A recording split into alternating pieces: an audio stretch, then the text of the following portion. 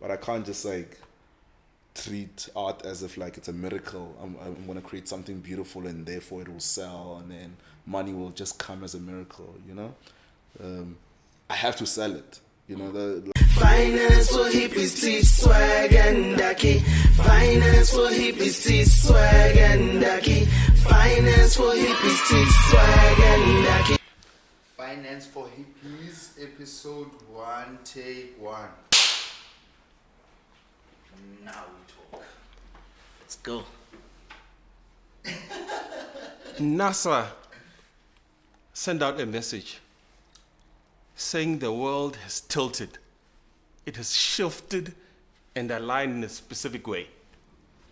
The Broom Challenge has been going around, showing that the world is so perfectly aligned that a broom can stand by itself.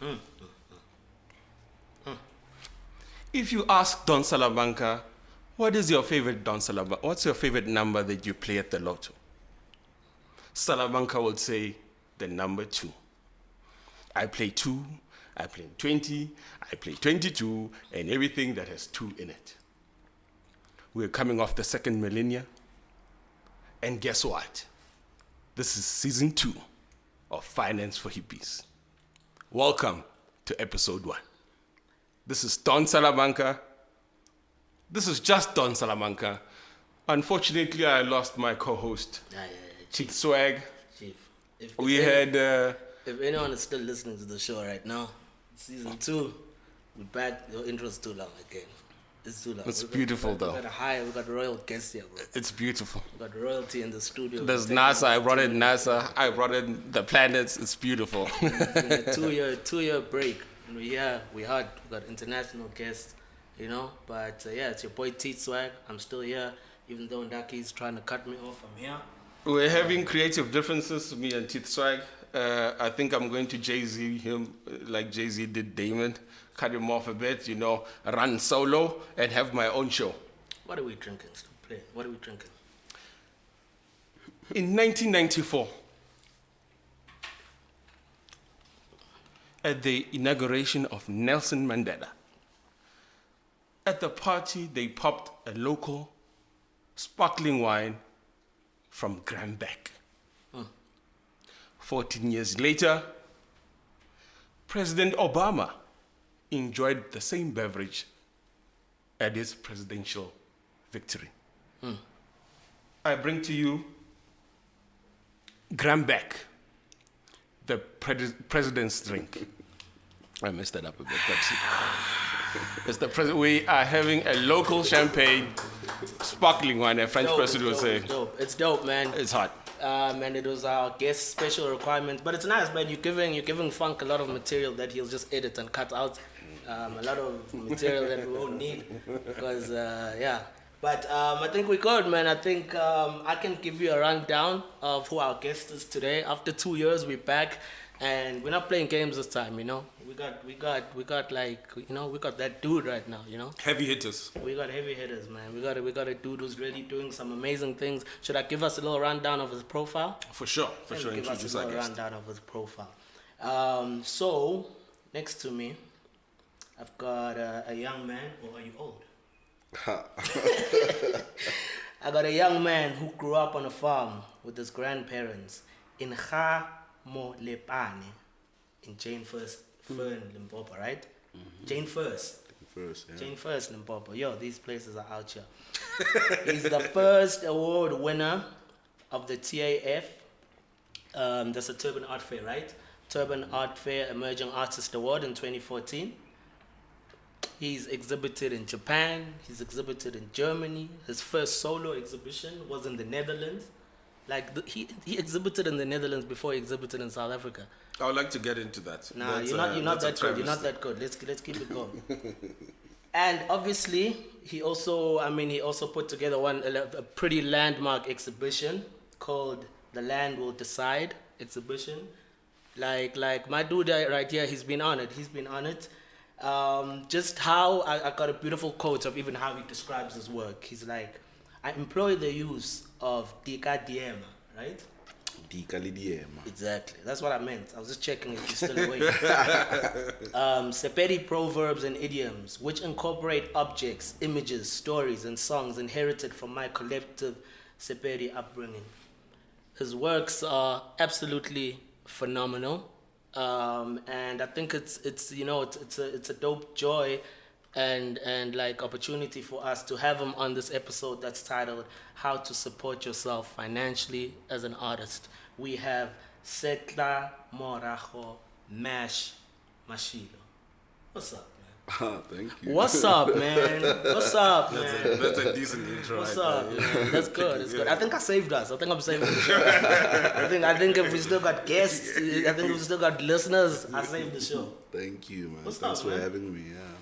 Thank you for pulling up, man. Thank you for pulling up. You've been doing some really amazing things.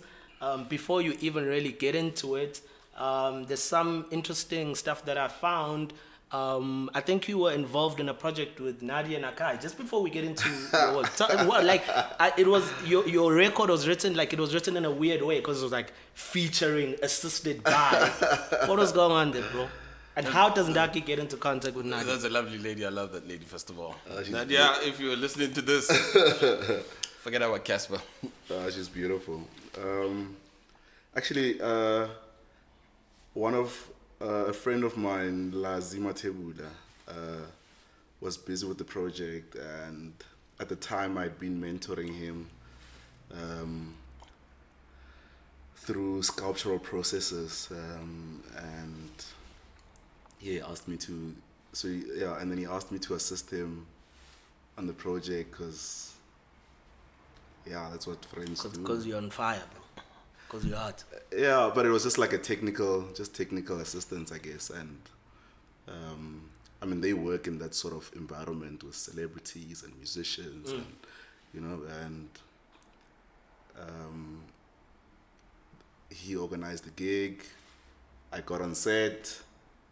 He was halfway through it, and I mean, funny thing, he thought he couldn't do it, so he called me in panic, and I was like, man, I think I've got myself into shit. I'm halfway through this thing, and if this poor child dies within this process, it's all gonna be on me. And then I get there, and I was like, nah, man, you've got it, And you came through like Spider-Man. yeah, The best. So I was pretty much just like overseeing that, like, Yeah. because it's also quite a risky process to do a body cast, but also like face. You know? So because I mean, there's breathing issues. You need to like set it up in such a way that like, while the material is on you, the person still can breathe. Yeah. I mean, we've had like horrific stories while we're still on campus where, halfway through the process, the material starts getting hot because it's setting, or or you're stuck on somebody's hair. So I mean, there's so many things to consider before you even start just applying all of the stuff. And you ever catch a body? yeah. It's like we've cut people's dreadlocks off, we've shaved people's hair, so it's like it can get quite hectic if you're not familiar with the process, and that's all I was there for, and so it was also quite an experience for me. Because that's beautiful, man. I think personally that's honestly my favorite video actually by her. So it was quite interesting for me to actually find out that you you had some part to play in that. But as we found you here right now, I mean, it would be interesting to find out. I love the way even how you are branded, how you've branded and how you've put yourself out there. How do people just like connect with you? How do people connect with you, and where do they find you out here? I mean, on I guess social media, I use my Instagram page only but I also use it as a sort of sketchbook, Okay. It's like a digital sketchbook for me. So my Instagram handle is @setlamorago_mashilo. Okay. But if you search Mash, it should appear. And otherwise, I'm in studio. My studio currently is at Victoria Yards. Okay. Yeah. I don't know where that is, but that sounds hard. It's in the CBD, close to Ellis Park. Fresh. Okay. Yeah, Is it a live-in? I don't know. How would you convert it into a live-in sort of, or do you keep it separate? I prefer to keep it separate. I mean, art can get quite hectic. Working constantly in that space can get quite hectic, especially when you're a sculptor as well. So I prefer to just like, because also I like being clean. I like a clean space. It makes me think a little bit better. yeah. So, and that's my sort of ritual. Every time I have to work, I have to start cleaning. Yeah. And then I can start working. So like I don't prefer living where I work. Plus, the ladies love a clean dude. The ladies, I know, especially coming off Valentine. I know, Salamanca, that's my LF. You're a sculptor. I'm a sculptor too. That's it. The themes, my bro, the themes, Naki. Themes of the show. How are we looking? How are we driving this? Let's get it. So, the topic of this episode is to go through really how one as an artist sustains themselves, supports themselves financially. Of course, that's what we usually look at, the bag, right? And when we said me and Teeth, we thought to really be for someone to take away fruitful elements of organizing your life to be, fully functioned. There should be certain pillars that need to be in place in order to really be financially sustainable. One of them, right? And for me, this is generic and applies to anyone. One of the pillars is that we agreed that you have to be successful and work the system. Yeah. For you to be successful, no one makes you really successful.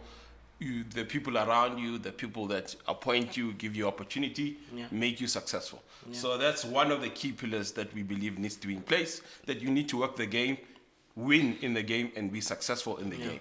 If you remove yourself from the game, you will win only in the game that's in your mind and not in reality. Number 2, you have to sell records, aka you need to push G units. Yeah. G Unit at the height of the game, 50 Cent was pushing Diamond. He hit Diamond, he smashed it twice. You need to sell your art. You need to sell it. You need to sell it hard. Number 2, this is where number 3. Sorry, number 3, where me and Teeth disagree is balance. Teeth is claiming that you have to have a balanced overall lifestyle, meaning mentally, your health, your vibes, effectively, spiritually, need to be in balance. This is where I disagree with Teeth. We'll go into that one. Support structure. I think everyone will agree that you need a solid support structure in place. People, the team working around you needs to be working towards the same goals that you are working with. Number 5 is you need a little mini MBA. You need to manage your business. You need to set up yourself as a business, and you need to run your business. We'll go into the details there. And number 6 is something we also agreed that you have to have that thing, that cloud thing. That you can't put your finger on, you can't describe it. Yeah, but you have to have that thing. Yeah. We believe that you, the artist listening out there, if you were to set up all of these 6 things, most likely you will be able to support yourself financially as an artist. Let's go into it. And that's what we brought Mash here to kind of, guide us through and see how you've approached those kind of things, So through this episode, we're just going to be running a play through those kind of themes and just seeing how you approach certain things around those. Before, though, we delve in too deep, it would be interesting to just know that even within your upbringing, I've seen you when we've had interviews, there's a certain, you've managed to understand a financially sound understanding of managing your career. So from growing up, it seems like there were some principles where that came from, just from how you grew up. Can you explain maybe where that comes from? Just from as a kid from Limpopo, how were you able to even be aware from those things, of those things at a young age? Jeez, you're a Gogo's child, right? Yeah, so Right. I was I was born in Pretoria, and I grew up in Pretoria, but I spent most of my my dad is from Limpopo, so Okay. and I would spend a lot of my holidays and just before, because my parents also had me quite young, Okay. and so my early years I spent in Limpopo, either being raised by my aunt or my grandparents. And my aunt, I remember, would take me. I wasn't of age to go to school yet, and she would just like drag me. She was a teacher at the time, and she would just like drag me to school every day. And I was Mistress Mashilo's, child, and and I would just like cause havoc because like one, I've got no responsibility of school, I don't have to attend any classes. So like You're out here. yeah, so like 4 years of my childhood, I would just be like going to school with my aunt, and then I'd spend a lot of the time with my grandparents on the farm, farming and doing the likes. And Which slang do you rock? Do you rock the Limpopo Pedi or the Pretoria Pedi slang? Wa bulela or wa reresha? I can do it all. Oh, okay. It depends who I'm with. Yeah. But also I pride myself on being able to, I suppose, be a chameleon like that when amongst people, because I mean one of the hardest things for humans is acceptance,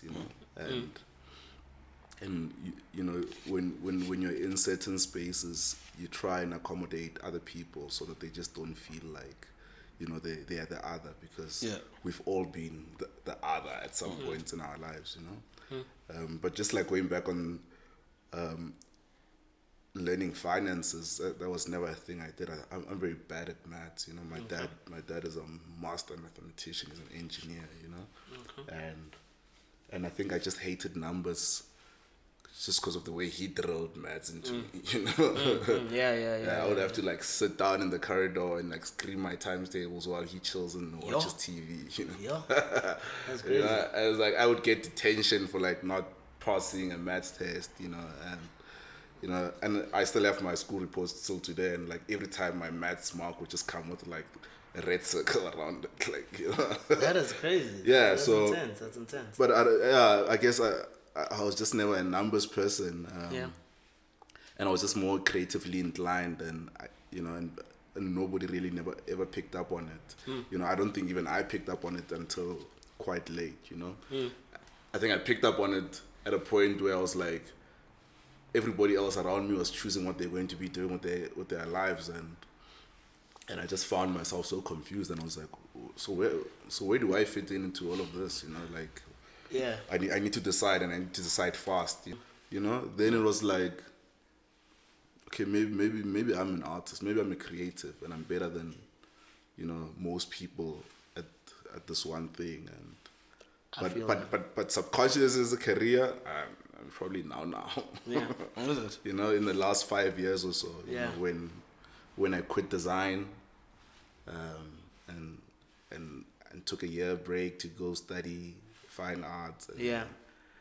And then I get there, and then there's just like a bunch of 18-year-olds in the class, and then I'm like, nah, this study thing is not for me, because I've been doing art like since primary, you know. And I just like dropped out in my second year, and then I became an apprentice at a sculptural studio, and then my career just took off after that. And I think that's hilarious, man. Firstly, I can relate a lot to that. Well, like from my side, I was just whack at everything else, and then I can kind of relate to a lot of what you're saying in terms of just aligning to that. You're like, actually, this is the one thing that I can do without like having to get like headaches and whatever. But I also think what's a bit dope even about like what you said is that you're so you're saying like when you got to art school, you are like, nah, this is you already know this stuff, or you did this when you were younger. I think I've heard you also say that on like an interview before as well, where I think you were saying that when you got to art school, you feel like there was just stuff you feel you already did when you were young, which is interesting because this is at an adult level of studying art. It's quite an interesting outlook. Yeah, I mean the art education, it's like it's so backwards. I mean, for instance, in primary you are studying about Picasso. In high school you are studying about Picasso. You know, when I was doing design and multimedia, I was studying about Picasso. You know, and then you come back again and try to fine arts, and then you're still studying about Picasso, and it's like. Yeah. What I can gather is that Picasso is hot. That's quite clear. And then It's quite clear right now. and then you get out of that sort of environment of teaching, and then you realize that there are so many other artists out there, right? That you know that you can relate to a bit more, and that Picasso would just like completely be in awe of. You know?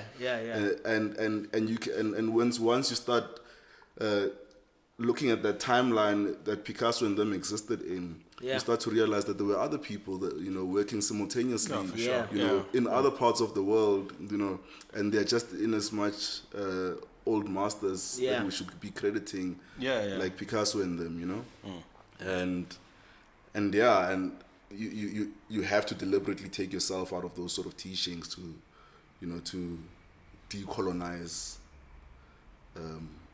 your fine art teaching, I guess. Because the syllabus is still quite European, you know. Quite European. Very European, you know. So this is a stupid question, right? No, this is a hard question.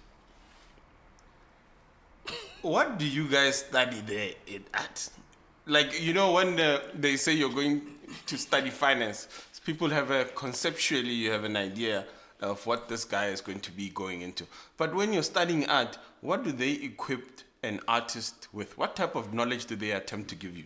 To survive in this world as well, I think, right? No, just the knowledge. I mean, there's definitely fundamentals to making art at the end of the day. You know, you know, compositions, you know, learning palettes, colors, how to mix colors, you know, there's a whole science behind it, you know, that like I wouldn't want to just like scratch over the surface about it. It goes very in depth, you know, and there's like we're very happy to scratch over surfaces. That's what you do. You know, but like there's a whole lot. Like you don't just, there's observation, you know. They teach you. I remember, you know, there's a class about just for observation drawing, you know, where you have to look observation drawing? Where you literally have to look at a still object. A bowl of fruits. That used to be quite famous. Yeah, and you know that exercise. A nude woman. Much better. Yeah. But I mean, that exercise looks quite mundane, right? But it's so fundamental just for your career when you practice, you know, because you need to. There's a certain skill of just. I think, you know, William Kentridge probably does this better than most people I know in the industry, where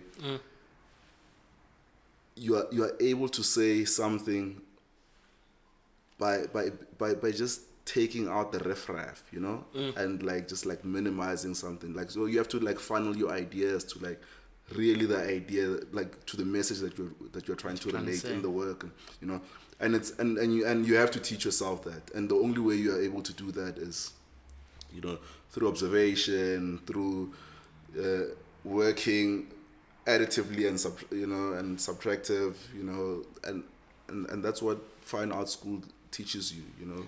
So it's just to hone in everything that you already know, the fundamentals, you know, and just direct it into. I have a question for both of you, but Finance Hippies will now take a slight break to pay some bills. I don't know who's paying our bills right now, but you're about to hear them. It could be anything. Good luck. This will be interesting. 2 seasons in a row, I've been carrying this. I'm tired.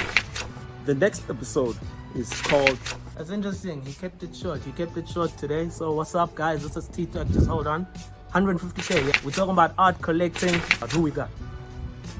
The one and only Tembi Matroshe, art consultant, art advisor, tastemaker, extraordinaire. War against broke, we fight, no white flag. Welcome back. The question I've been thinking about the whole week that I wanted to pose to our guest, and teeth. Color.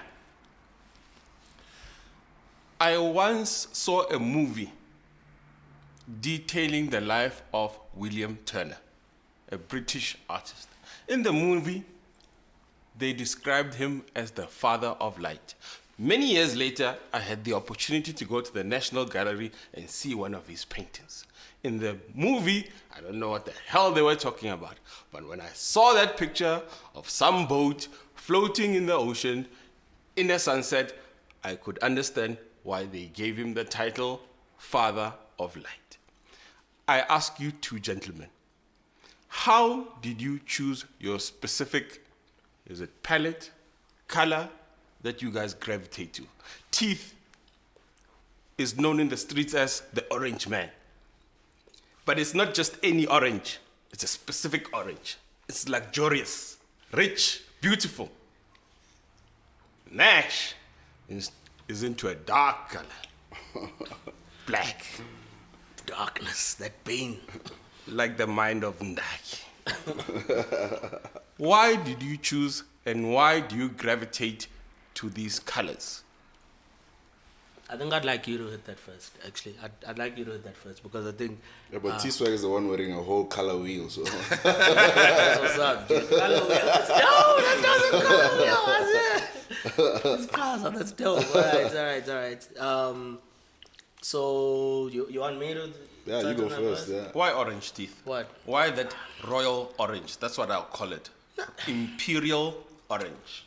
No, but for me, it's not it's not as deep as a lot of people make it. First, you know what I'm saying? It's for me, it's art, man, and it's a case of art is always about color. So there's levels to it where I'm talking about color, I'm talking about obsession, I'm talking about I don't know, man, like dark themes of expression as well. But for me, I just think an important component of art is color, and the expression in which I look at it. So for me, it's just an interesting point where when I'm making art and at whichever point I am in my career, it's interesting to just be investigating color and interrogating it and understanding it. And if I'm sticking on one color, that's fine. That's easier for me to, whether it be identifiable or to be, but like it's not like people will be like, oh, it's your favorite color. It's got nothing to do with that. It's just... What's your favorite color? It's bro, art is my favorite color. There's like colors, bro. Art it's full of color palettes. But from my side, that's the thing. It's just, I look at guys like, for example, like Picasso. I look at a lot of dudes who are great, who reached this kind of state within their careers as well, where they investigate certain colors to explain certain things. So for me, that's what it is. Just an interest in, it's almost like when you die, you be like, oh, that nigga was doing stuff about color. And I think in the arts that I enjoy, color is just an important component of art. So the color, it's easy for me to, whether it's identifiable, but it's just bringing into a conversation about color. If you're going to be like, teeth, Mr. Media X, oh, orange, now you're talking about colors. Now you're to whether, so there's things like that, but it's got nothing to do with like, I don't know, I think it's corny even to have like a favorite color, like, so. My favorite color is yellow. I'm a happy motherfucker. Yeah, but that's the thing. That's why you're corny. Yeah, that's why you're corny, man. Yeah. That's why you dress like this. It's corny. So maybe you, what's up? What's the? Because I've also heard you say like you don't like painting in color, which is, and yeah, I mean, it's I think one of the earliest teachings I got, or fascinations, especially with art itself, was that just how simple the language can be,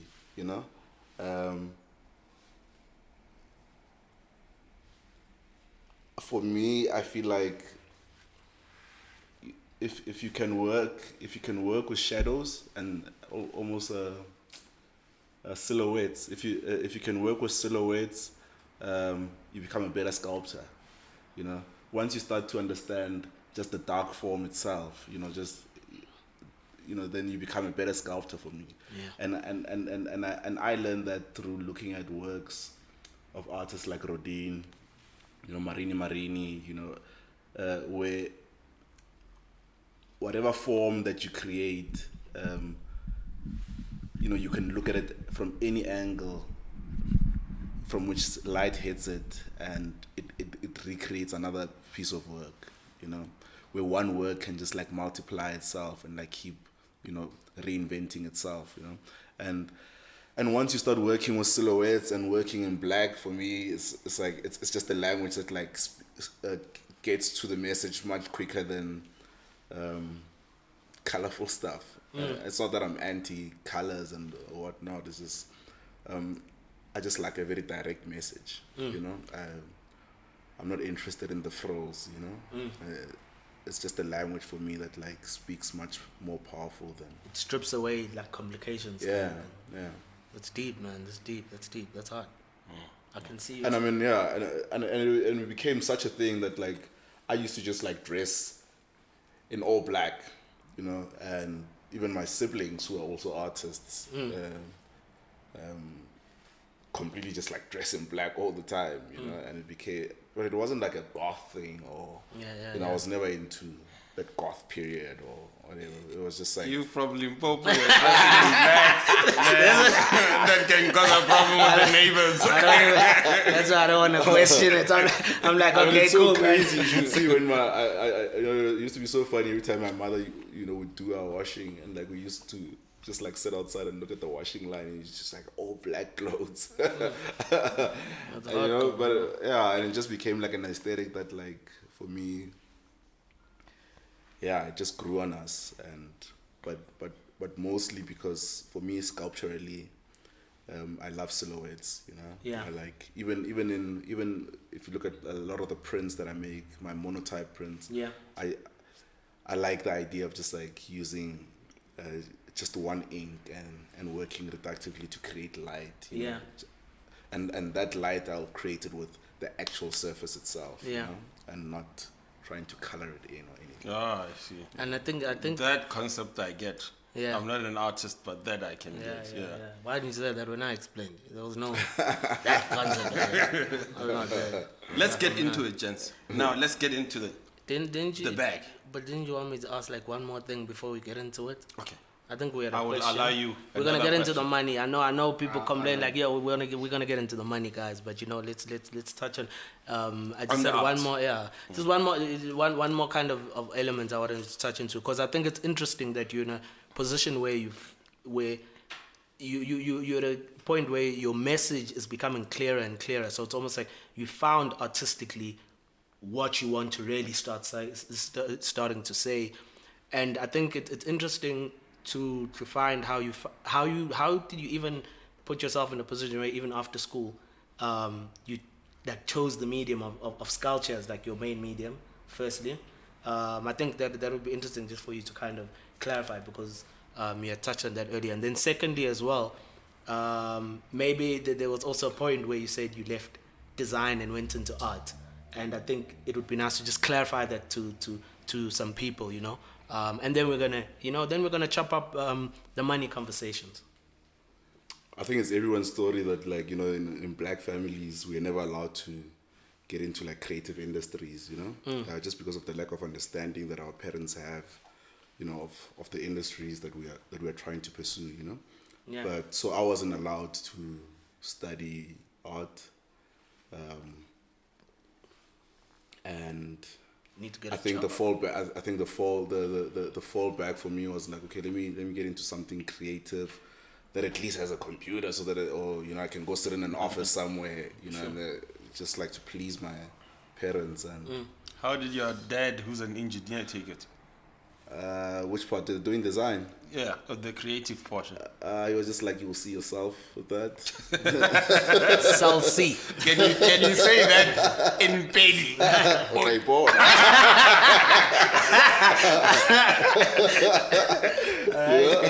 He was just like, yeah, okay, boy. And yeah, I did see myself. I went 6 years In design. in design. Okay. But I mean, by the time not to blow my own horn, but like I remember, Blow it. Let's go. I remember in the last year of my diploma, I received like this award for like design student of the year. Yeah. And at the time me and my peers had started like a company where we do like invites, parties, you know, Yeah. and we design logos for people and stuff like that, and T-shirts. And by the time I didn't even attend graduation because like we had so much work by the time we finished with school, you know. And I remember getting a call from the lecturer and say, why didn't you come to graduation? There was this award for you, and then you know you have to come pick it up, and there's a cash prize. And it's like, what? And then I get to school and it's like there's this 5,000 rand check, Yo, you know. the bag. And I'm like, damn, you know. So but I didn't like design. I didn't like the institution. I'm not even going to mention the institution I went to. And then eventually I was just like, we had so much work after we had graduated that we didn't want to go look for a job, you know. We're just like, well, let's just like formalize what we have right now. And then like set up the company just as peers like that, you know. And I was the boss at the time. I hired all that's these beautiful, I had, man. like also I never feel like I'm always around people that I feel like are much more talented than me, you know? Yeah. So like, and so because I always catch on to that much quicker, I was able to like hire people, you know, people that I felt like, yeah, man, like you need to like work with us, you know, like our company can go far if, you know, we have you, and then, and I could, because I felt like I understood the business side a little bit more than them. Yeah. They, you know, I would just go to meetings and whatnot and get the work, and they would just like work, and we called it freelancing at the time, but I think it was a fully fledged company for 6 years, you know. And at the end of the 6 years, I was just like, I don't want to do this anymore. Like, I don't want to have to deal with clients anymore. I don't want to have to deal with like back and forth, changing stuff. And also like, I was just like, I don't want to sell lies anymore. Like, you know, this guy wants us to like make him a billboard of like kota, and it's not like even the best kota in the industry, you know. It's like, why are we doing this? Because it cuts the check. You know? Like, because it cuts the check. And I was just like, no, I'm gonna go into the fine art, because at least there I can speak.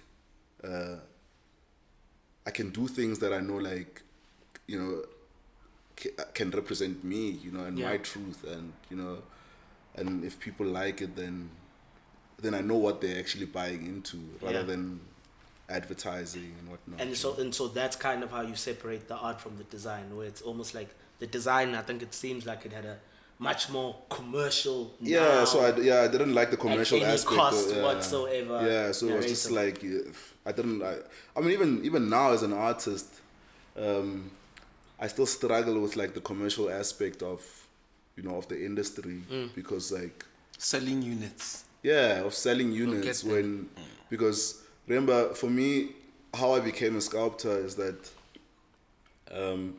at the time when I quit design and I wanted to do fine arts, during that time my grandmother was like aging, so she had Alzheimer's towards her last years, and with Alzheimer's, like she should come into like she should remember things, and so she couldn't remember even her children, you know, and the only person she could remember was me, and I remember at the time, every time her memory came back, you know, she would want to stand up and go check on her fields, you know, on her crops, you know, and they wouldn't allow her because, like, you know, what if halfway on that journey, you know, her memory would get lost again, and then she wouldn't know where she is, and then, you know, and she didn't have anybody taking care of it at that time, and so I was struggling with the idea of how do I sort of cement this poor woman's memory in time, you know, like all her hard work that she's done, you know, and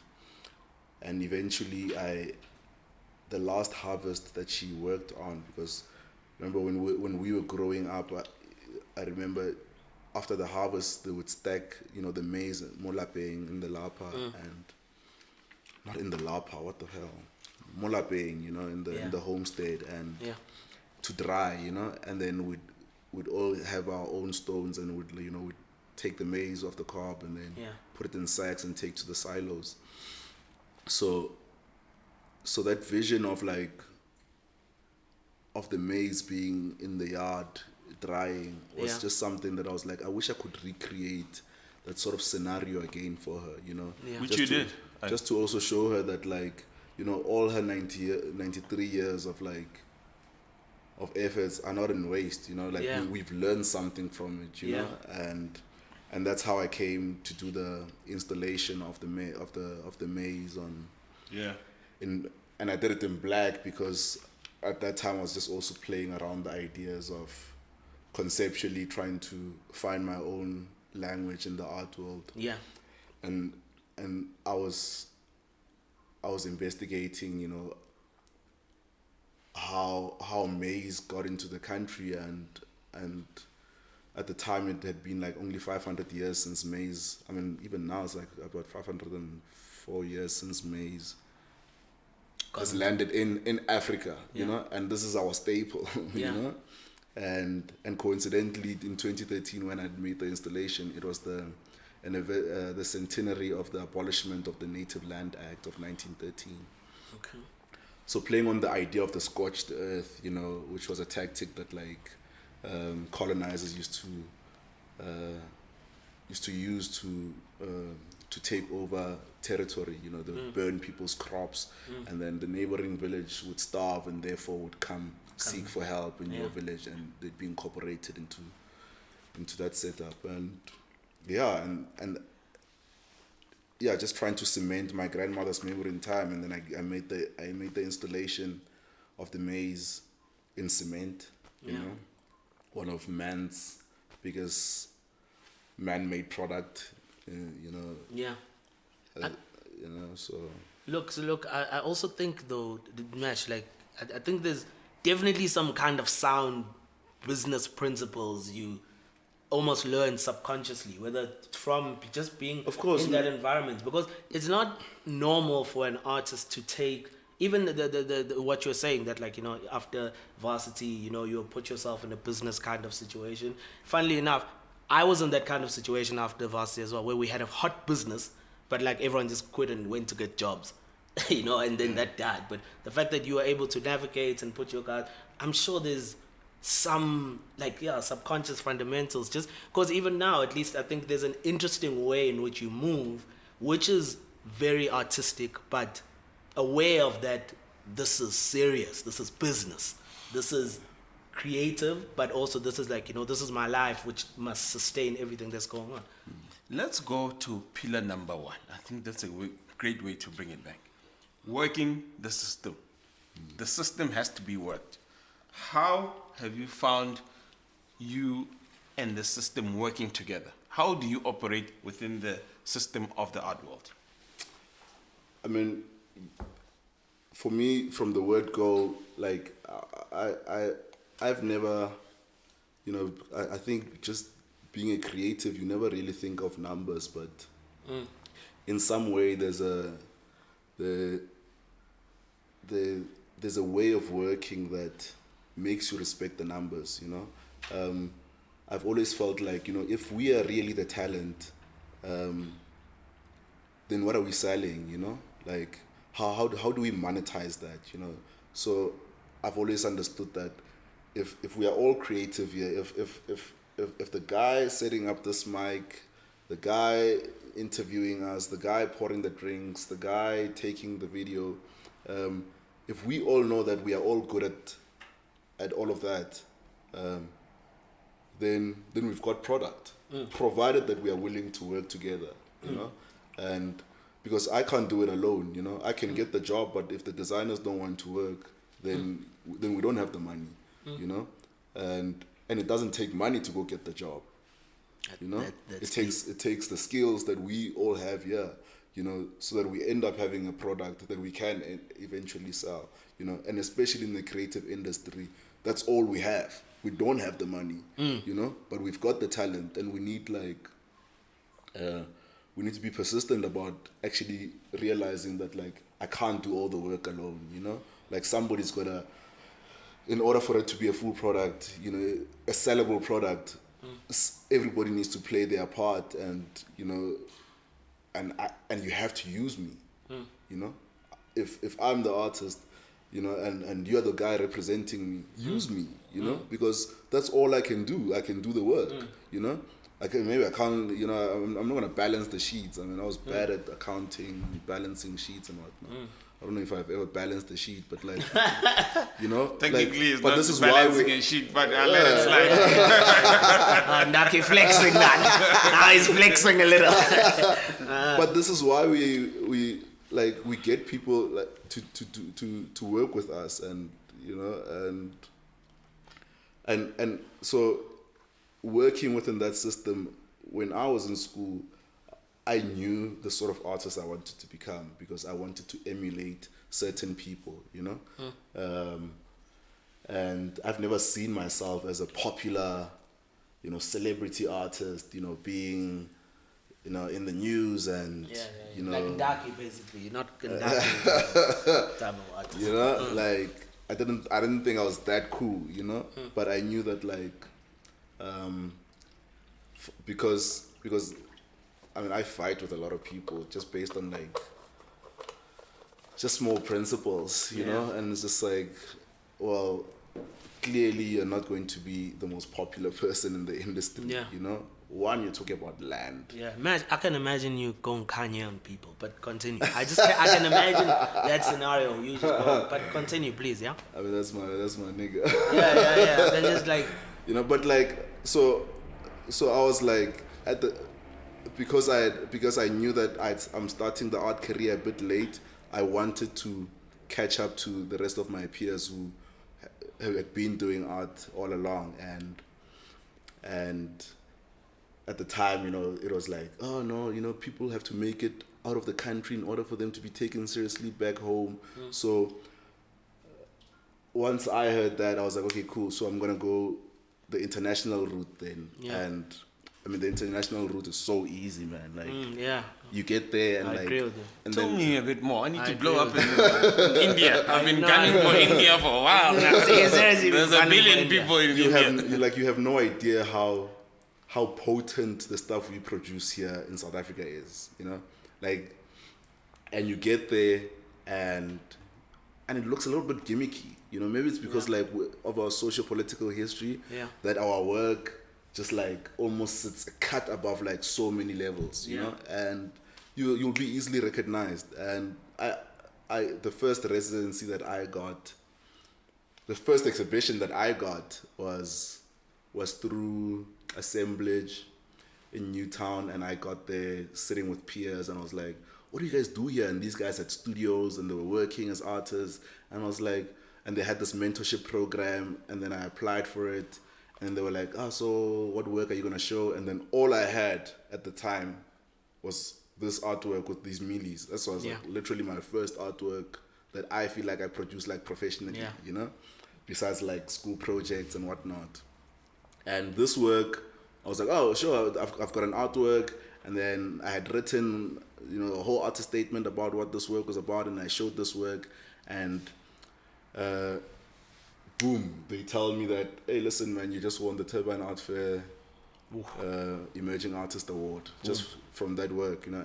And then you're also going on this residency in Germany. bars. And I'm like, damn, okay, nice. I get Match.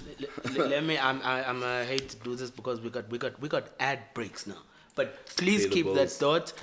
Just before, we're gonna take a little bit of a break as well. But because I know my homie here, Ndaki, doesn't even know what a residency is, so he would want you to actually just quickly break. I know what that. a residency is. A residency is where you live. I have a residence. All right, Thank cool. you.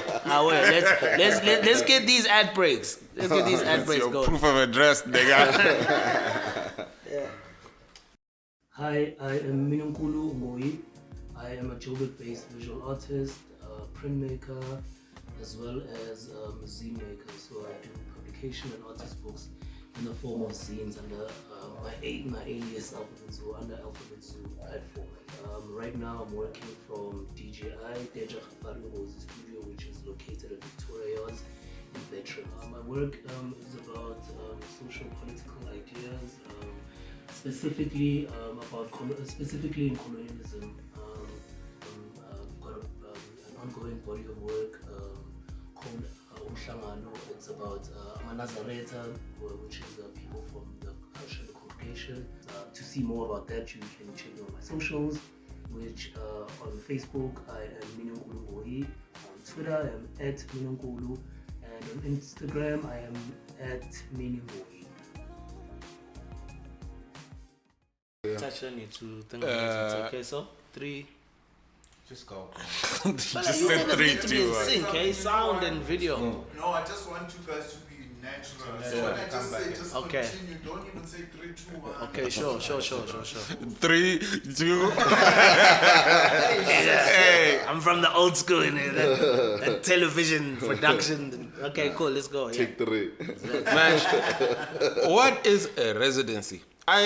From my simple artistic mind, when a nigga has residency, he's a DJ, he is a resident DJ at a hot club. But what is residency as an artist, and where would you usually be a resident artist, if I frame that properly? And apply that to working the system as well. So, a residency, so far as I understand it, and what I've been exposed to so far in the industry, is that there are institutions that have seen the need to almost pluck the artist out of his own environment that he's so comfortable with and put him in a foreign environment and see if he can absorb the culture, or just like a new way of thinking and a new way of practice, just like meet different people, see a different space, be in a different working environment. And I mean, I can attest to that. It's probably the most productive time for an artist. I mean, you don't necessarily have to go and produce work. I mean, they say you can just go there and like see what sort of influence it has on you when you come back. But what do you do? The way I thought about it is that they say, Doc, when you have a residency here, we're going to show your work for this period or whatever. That's how I thought a resident. That means I thought you would have a period where they're exhibiting your work effectively. Is that the correct understanding? No, it's not correct. I mean, it's one way, so it doesn't happen just like that. Yeah. So they can give you a That's residency. amateur understanding. Okay. Yeah, I can give you a residency in my backyard. Yeah. But it's still out of your environment. You are not used to my backyard. But what am I doing in your backyard?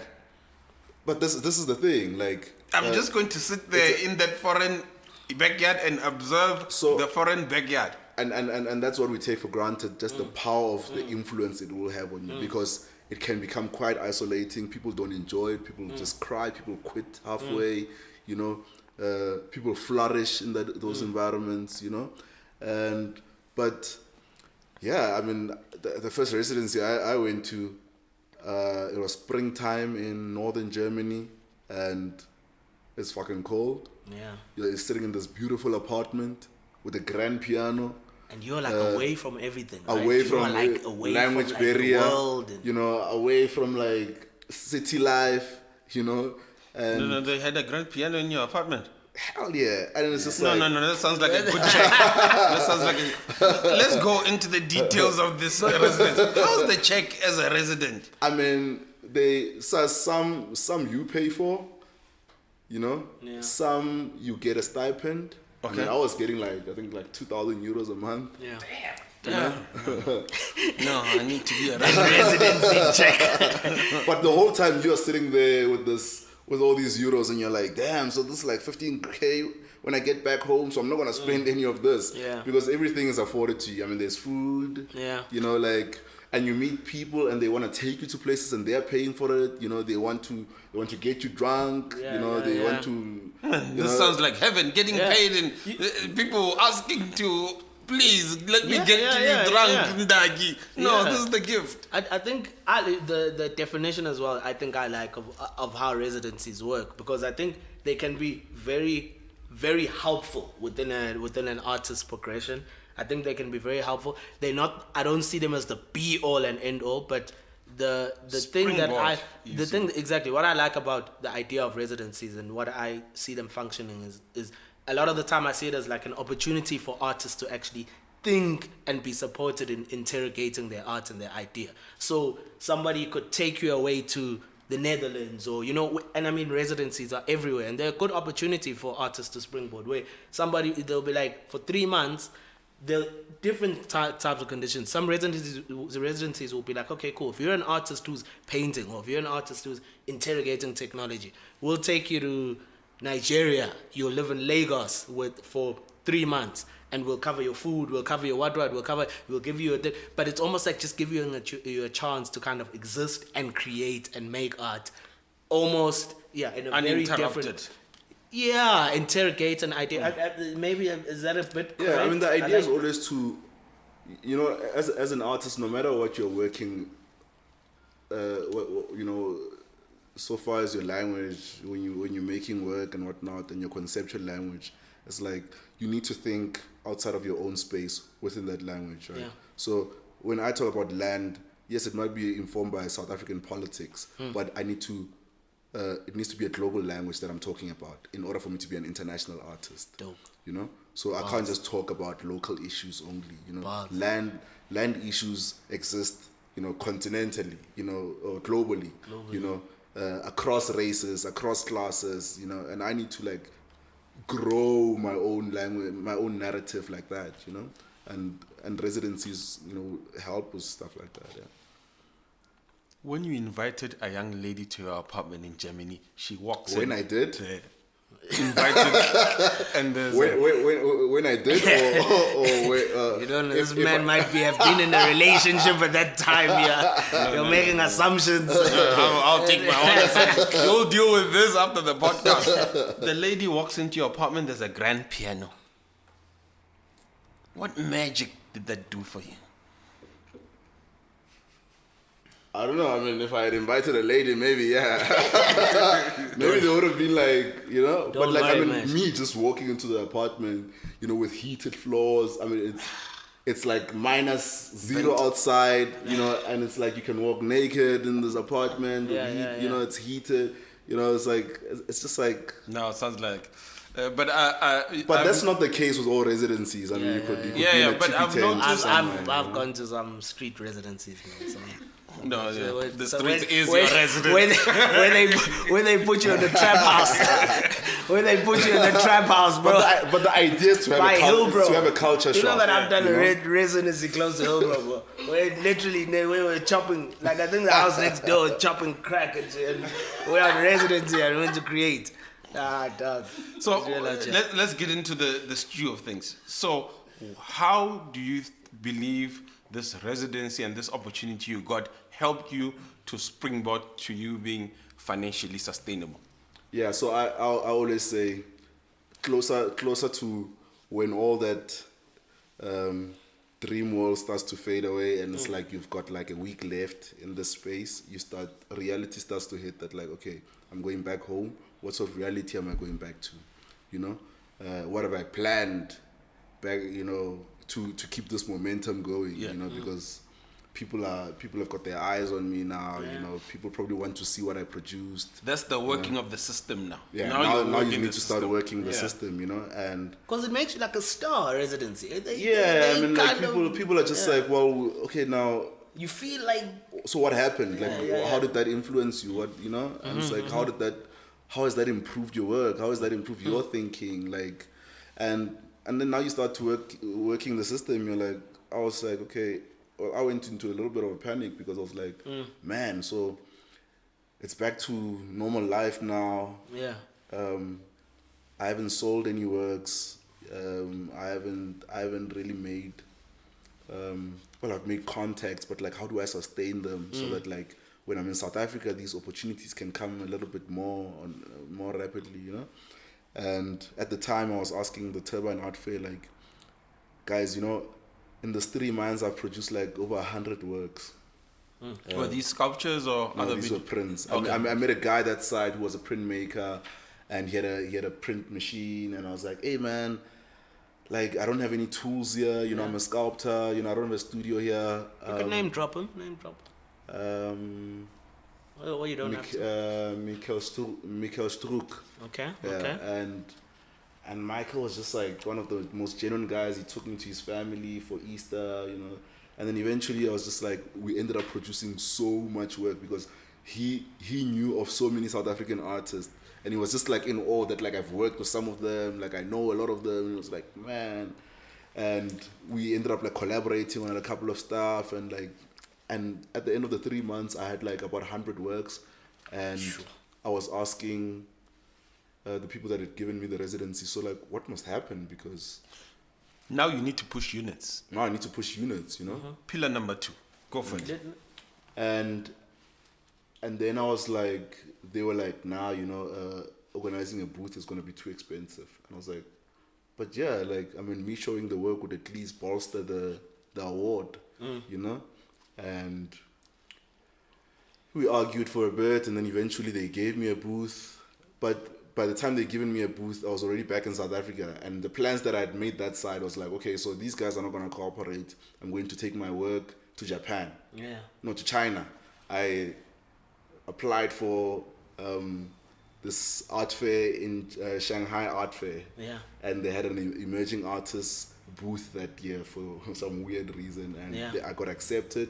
I couriered the work that side At this point, without you- even knowing anybody in China. And sorry, Like, just at this point, you are the one sitting, Yeah. filling in, typing in. yeah, typing in, Putting my your artist own money statements, to- all their photos, taking images of, you know, documenting all of this work, and posting the stuff. You are Yeah. going to the post office yourself. yeah, and using their euros that Yeah, they've now yeah, given yeah. me to like, You are working the system.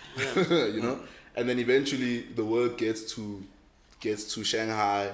They put it up at this art fair preview evening. This work sells out, all of it. Your work. Your says- work sells out. An installation of Wait. 73 works Units. like, gets bought in like one go. They're Man, like, on fire. I swear to God, fam, you're gonna end up.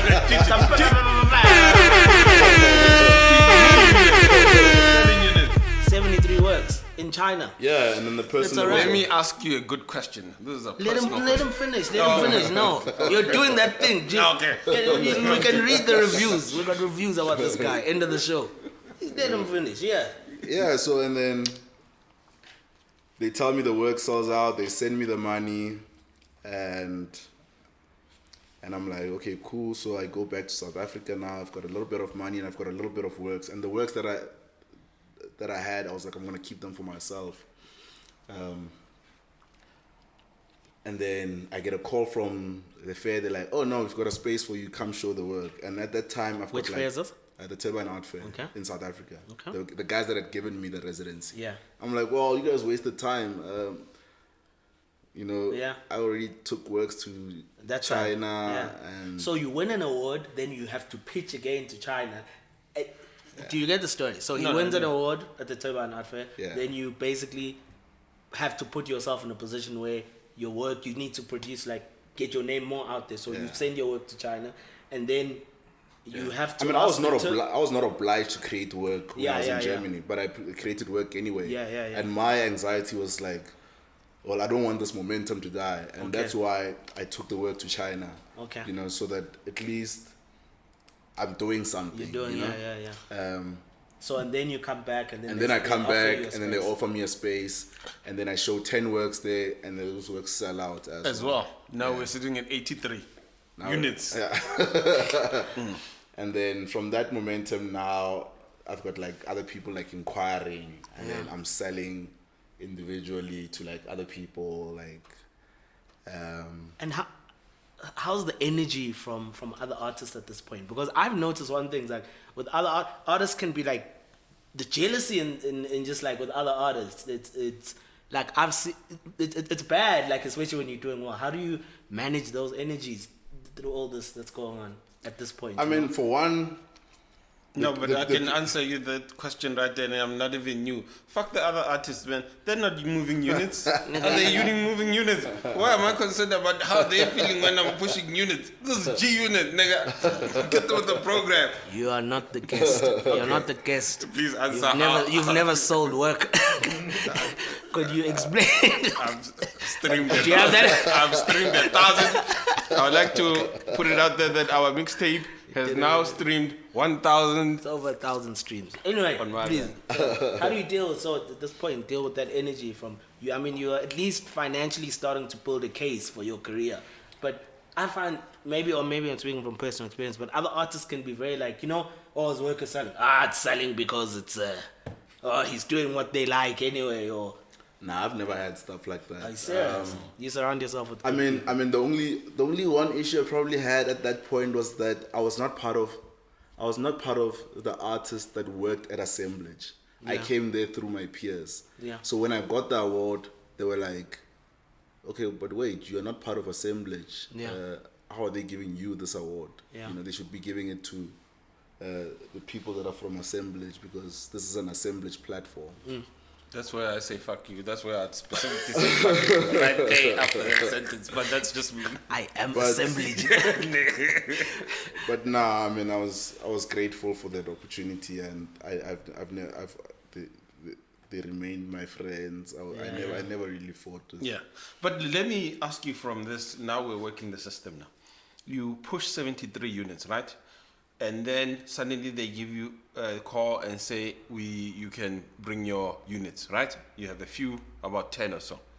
From there, does your business mind kick in, meaning since there was demand for 73 units, I can adjust my price a bit higher for the rest of the 10 units? I mean, at that time, I don't even know what pricing looks like, So I'm just like, You're setting your own pricing. yeah, I'm setting my own price. I didn't even get advice on I was just like, well, I'm comfortable to let go of it for this amount, you know? Yeah. Because, I was just like, well, because also I was using a benchmark that when I was that side, there were people that wanted to buy my work and they would at least buy it for 1,000 euros. Yeah.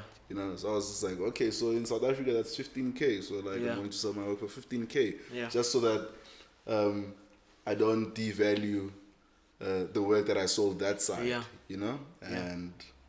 And that's just how I started my pricing range. And but after that, the international art fair model became quite exciting for me because I saw it as an opportunity to travel and meet other artists. That's attending different art fairs. Yeah, and then also I could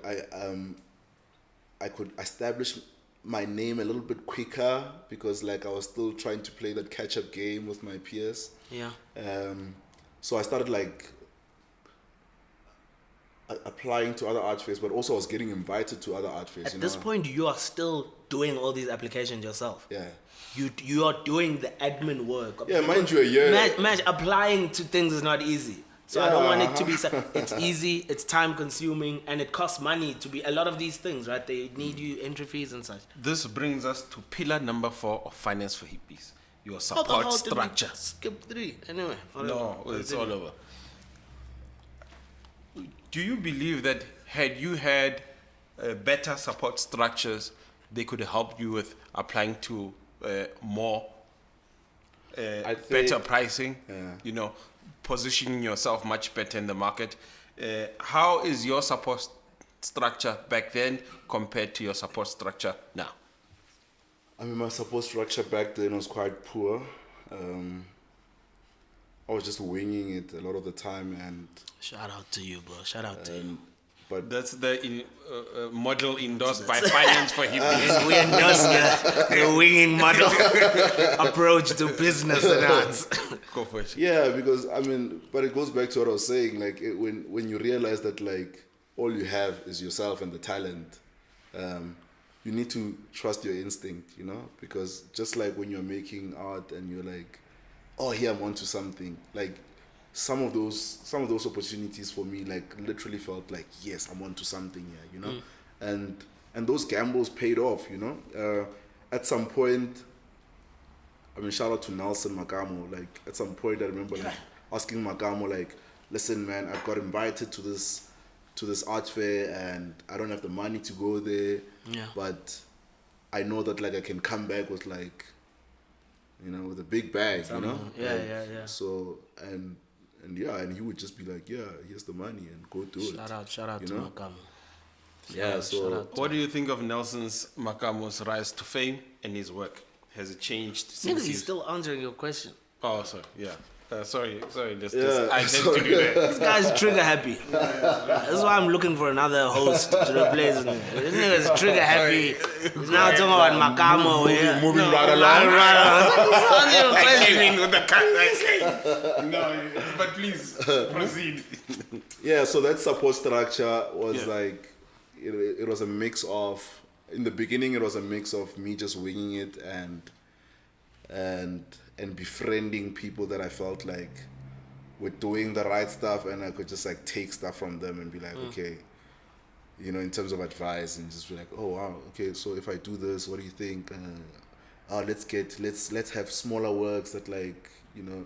But also, I'm sure you're also offering your own insights as well with these relationships. Yeah, of course, because like, I mean, in as much as I wasn't in the industry, you know, when you're outside of things, you're able to critique it a little bit better. Yeah. You're just like, why aren't you guys doing 1, 2, 3? Yeah. You know, like, it doesn't make sense that you guys are not doing 1, 2, 3. You Yeah. know, I mean, at the time I'd come to Joburg, and I was like, everybody I met was a printmaker. Yeah. But none of them owned a printmaking machine. Exactly. You know?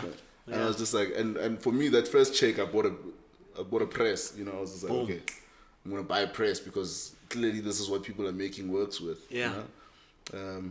But also it was coming out of frustration because like there's such a hierarchy in the industry where it's like you can only be invited to certain spaces to work, you know, and it's like, and you know, by certain people. Gatekeepers. You know, there's gatekeepers in any industry. So it's just like, if you don't buy the tools, like you're always gonna be knocking on somebody's door, and I hate that. I hate having to always like go knock on somebody's door for something. You know, when As a when the talent gatekeeper is myself, sitting- I hate niggas coming to knock on my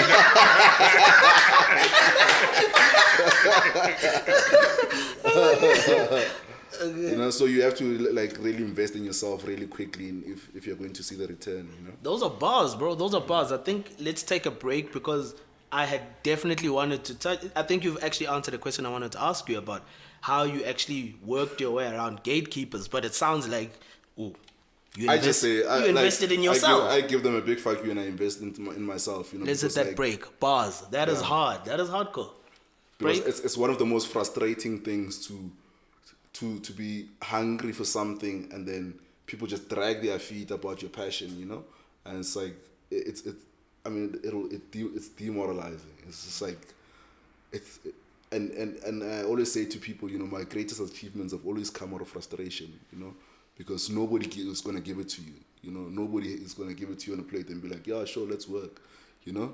Like, you literally have to fight for everything in this industry, you know. And if you don't equip yourself, that's what you'll always do. You'll always be knocking on somebody's door, and then you'll realize your passions, you know, at their own time. You know, when they feel like it's your time, you know. No, that's what gatekeepers do. They Yeah, dictate you know, the key so- terms. Yeah, so, and I don't like stuff like that. So. Guys, let's hit the camera break, but there's a guy who's recording this who really believes in your philosophy. And I think he's taught even me and a lot of us a lot about that kind of thinking. So that's interesting. That is dope. That's hard. Let's hit this break. It's the Almost Perfect Podcast. Hey, it's Bob Perfect here from the Almost Perfect Podcast, a celebration of fuck-ups, failures, and falling flat on your face. It is a podcast that believes you can learn from experience, but that experience doesn't have to be your own. So come join me every single Friday as I chat to a different creative type. But basically, we chat to various people in the creative industry about how they got to where they are. So if you're trying to get some tips and tricks, or you just like to know that, hey, there's someone out there who is doing it the same way you are, if you want to feel a little less alone in your creative journey, come check it out. It's almostperfect.co.za. Let's check out the next episode of Finance for Hippies. Welcome back to Finance for Hippies Season 2. My good friend here, Teeth Swagalicious, aka Wabora, says we need to take in a bit of feedback from our listeners to improve our show. This is one of the comments one of my beloved listener who loves me dearly had to say about the great Salamanca. Exactly. So this is from season 1. Before we get back into it, because we got a lit end of the show. We got a dope end of the show, but we got some feedback. We actually spoke to a lot of listeners from the first season just about things you want us to improve and data and all those kind of things. And hopefully every show we'll touch back on certain things, feedback that we're getting. But this was a feedback from a brilliant photographer and set designer and just overall general creative, Mandi Zaptelezi. So she was giving us some feedback on listening to the show, and this is what she had to say basically about Undaki, how he is conducting himself in season 1 to just help us improve. So we encourage you guys to hit us up, on feedback. So she said, but angithi faka la kahle kancane. I think you need to talk to Ndaki Simpiwe. She called me Simpiwe, my government name, bro. Anyway, it's either you upskill him or he just focuses on producing the podcast. Akalaleleki, which means he mumbles. Akalaleleki, he mumbles. And you have to constantly bring him back into the conversation. I can't believe it. With the podcast I listen to, invest on a 250 Rand or less budget. Unokuphazamisa kakhulu ekuqaleni, which means he interrupts the guest a lot in the beginning, to a point where it gets a bit uncomfortable for the guest. I sense there is an element of trying too hard. Anisa, we just appreciate these words and their honesty. We've been putting Daki in check during the whole show, if you've been aware. So, guys, we take feedback. We've seen, Mash, are you feeling uncomfortable at any point? I'm going to let you finish. I'm going to let you finish. I'm going to let you finish. So, Ndaki, any just response before we get going to that? Your feels. First of all, Mandisa. It is Mandisa, right? Yeah. A friend who I dearly respect and love. We, as Finance for Hippies, we appreciate your feedback. Personally, as Ndaki, I believe your comments are a bit harsh. It's mumble rap now.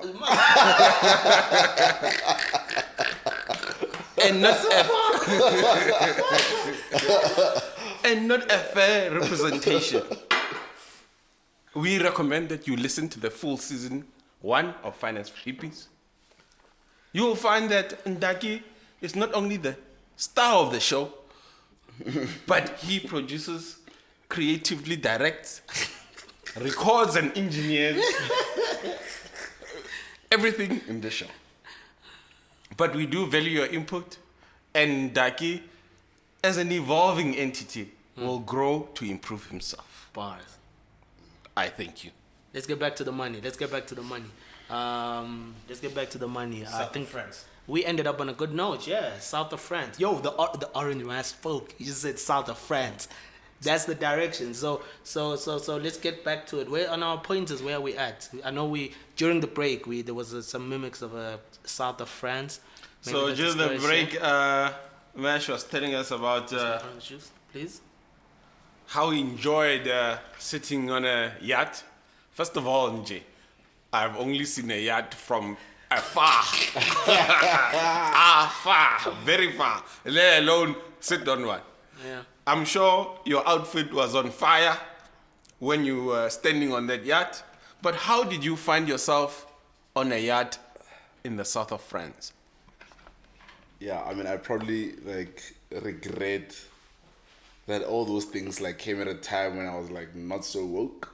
Yo. You know? What do you mean? Who wants to be woke on a yacht? Because I could have been wearing my viscose shirts I want to and be looking like ignorant fuck on a yacht. in my sandals and my Cuban hat. You know? Exactly. So, but yeah, man.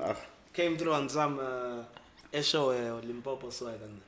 Most likely, I don't know. Nice. They need that as well on the yacht. They need that. Shout out to you, man. Shout out to your yacht experience. Yeah, shout out to my Limpopo. Exactly. You showed them that new swag as well. Yeah.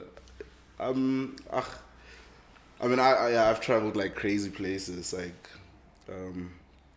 The thing is, when you don't know what the system is, and you're trying to work the system, then you end up on a yacht in the south of France. Yeah, you end up knocking at a door where other people aren't knocking because they are so used to what the system is, you know. And I got invited to like this one fair in Monaco, and they didn't know sort of the level of I was practicing at, you know. So, and I told them that I couldn't afford like all these fees that they were asking. They were like, no, actually, the owner of the fair, like, you know, asked us to like to do everything in our power to like to get you this side, like, you know, shipping work, getting you this side, and he's willing to host you, you know. And I get there and yeah, man, this guy's like, we're sitting on yachts and, you know, like, I'm just like being ushered around like with this guy because like I don't know anybody there. I'm not good with French, you know. And Teat Swag understands that lifestyle. I'm well aware of the nuances of that lifestyle. Yeah, so you know, you meet like incredibly powerful people, you know, and yeah, and it only dawns on you like in hindsight, like damn. So I was like, you know, when you start googling all these people and you know and post the experiences, it's like wow. So, but yeah, I mean, it was like I've gone on some trippy trips. Yeah. You know? Oh, googling you is also quite an interesting experience. I mean, I hate everything. You Google yourself? Nah. You don't, like you should. So man. okay, no lies. I do. It's scary. But I do it to just check like what is there about me like that exists on the net, you know. No one's out here because like in your name and stuff. Yeah. Putting respect in your name. Yeah, I mean, it's like,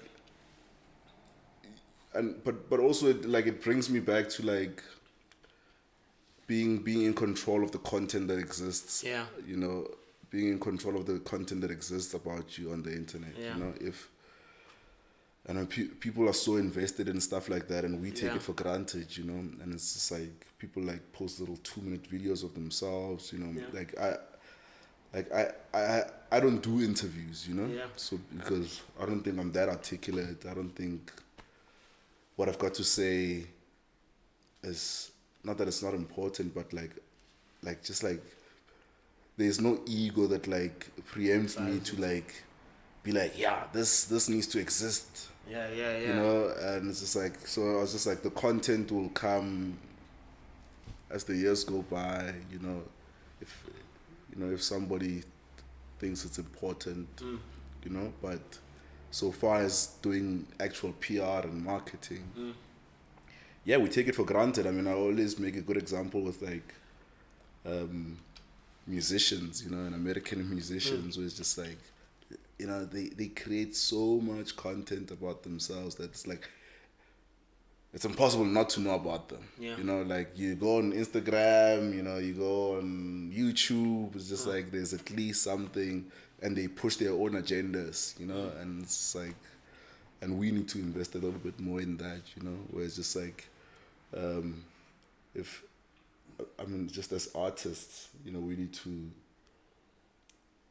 take ourselves that seriously, you know, where it's just like there's early days videos of us, you know, where it's just like so that we just get an introspection as to what was our thinking back then, you know, because if I was having these conversations, you know, 5 years earlier, you know, then it would be much easier to, you know, to talk about what the thinking was behind, you know, working the system, you know, what the conceptual narrative was then, what was interesting me back then, you know, what was the influence, you know, because those things change along the years, and we take that for granted because like it's all in your head, and it get lost in your head, you know.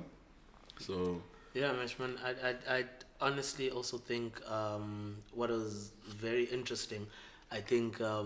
And what I honestly appreciated, I get you in terms of the Google side of things. Sorry, I'll be quick now.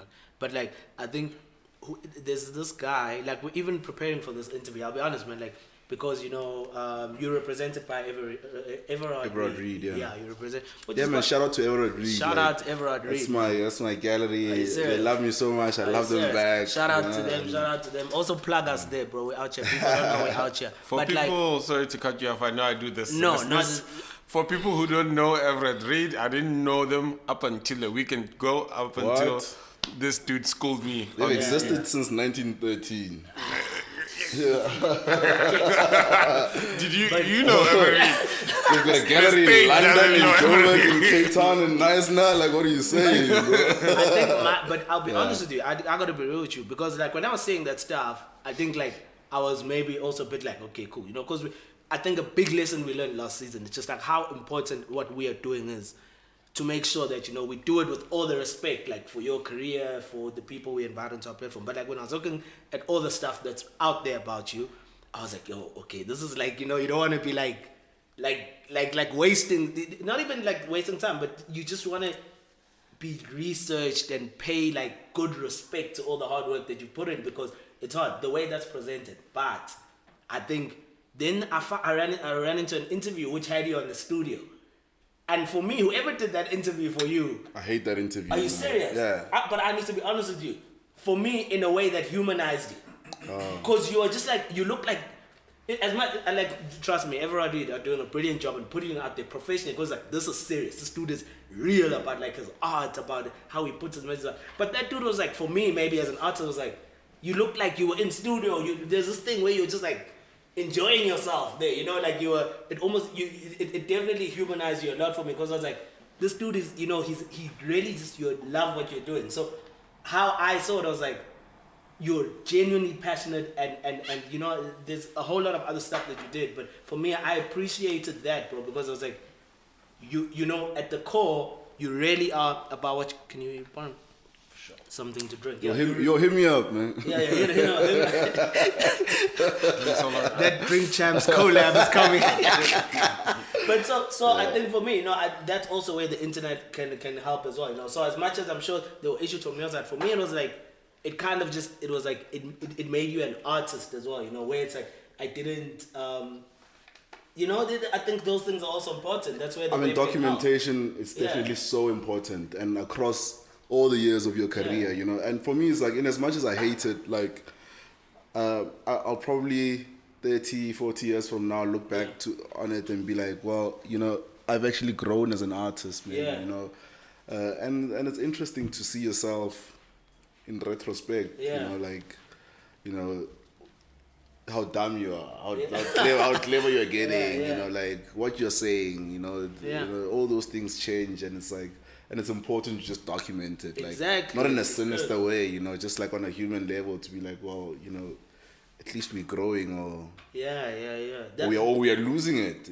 Sometimes we need that where we can just like look at all these things and be like, wow, okay, damn, I'm actually like losing it. I need to like Let's go. get back on track. Yeah, losing it. That touches very well into the point we want to hit on, because he's got this idea of the point of balance, which is pillar number 3 of finance for hippies, for getting that check, is balance. I am of the opinion, and I've seen this operate in real life, that, yeah, sure, people can say you need balance in life to get the check, but I found that life allows a good amount of fuckery and still be successful and still get paid. How much do you think a person can fuck around and still get the check? As a person, literally, I feel like everything I've done, I've fucked up, and I'm still an artist. Boom. So it's like you just don't have the privilege of hindsight. It's like you're going to go into things, and mess them up, and that's just who you were at that time. Like, I think the most important thing is just the desire to keep going on. Like, you must never lose that, Otherwise, it's just like if you dwell too much on like, I mean, sometimes I look at works that I did, back then, and I'm just like, technically, wow, that's so shit, oh man, why did we show it there? We should have shown it here. Why did we, do it like that? We should have done it this way, But it's just like, there were still all opportunities. They drove us in a certain direction that, you can't preempt, And no matter how much we planned for them, like there was a shitload of planning and all of that stuff. And the execution, you just never get it on 100%. T, Even when you think like, yeah, we've nailed it. Some things just show you that like, no, there's still like so much room for improvement, So, yeah, man, like the quicker you forget about the stuff that you've done and move on to the next stuff, like the better, because otherwise you're just like stuck in this loop of, and it's easy to lose confidence as an artist, Yeah. And it's not just your work that might make you lose the confidence, It's people, it's that same support structure, and you start leaning on other things, and and it's just like, but Yeah. And Daki had a cocaine problem season 1, but we I'm good now. I'm good now.